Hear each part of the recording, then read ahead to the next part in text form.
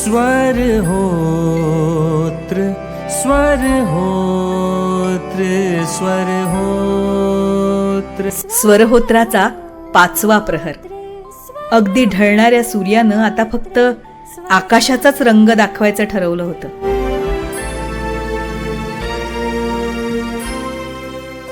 रात प्रथम प्रहर बिलावन खमाज भूप कल्याण यामना.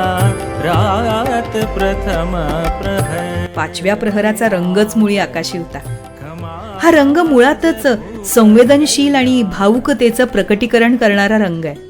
त्यात तो ईश्वरीय तत्वाशी देखील जोडला जातो आणि त्यात श्रेयसी राय यांनी जगन्नाथ अष्टकम सादर करायला सुरुवात केली. त्यांना व्हायोलिनवर साथ करत होते अनिल दैठणकर आणि पखवाजवर दिगंबर सोनवणे.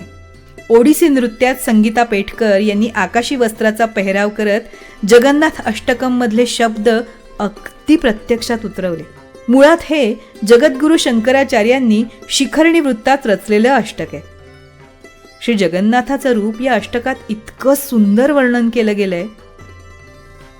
एका कडव्यात जगद्गुरु म्हणतात, ज्यानं डाव्या हातात बासरी धरली आहे, मस्तकावर मोरपीस खोचलंय, कमरेला रेशमी वस्त्र आहे, जो डोळ्याच्या कोपऱ्यातून सवंगड्यांकडे कटाक्ष टाकतोय आणि श्री वृंदावन क्षेत्री राहत असणारा आणि क्रीडा करणं हीच ज्याची ओळख आहे, असा स्वामी जगन्नाथ माझ्या नयनांसमोर राहो. आणि अगदी तंतोतंत असा जगन्नाथ आमच्या नयनांसमोर उभा करण्यात संगीता पेठकर यांनी आपलं कौशल्यपणाला लावलं होतं आणि त्यात त्या 100% यशस्वी झाल्या. त्यामुळे मागून श्रेयसी राय यांचे अतिशय भावपूर्ण स्वरातलं जगन्नाथ अष्टकम आणि पुढे संगीता यांचं सादरीकरण, यामुळं वातावरण काही क्षण जगन्नाथमय होऊन गेलं होतं. सत्र संपत नाही तोच मंदिरातली नियमित आरती झाली. त्यामुळं आधीचंच भावपूर्ण मन बालाजीच्या चरणी अगदी लीन झालं.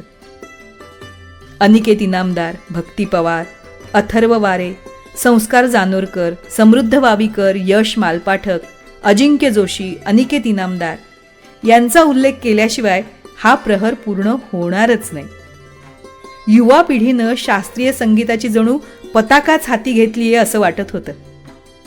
ही तरुण ऊर्जा मनाला फार सुखावून गेली.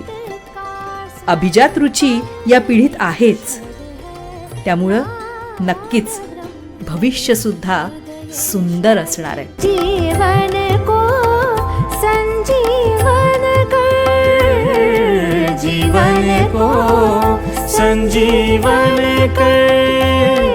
स्वर होत्र चले अष्टो प्रहर.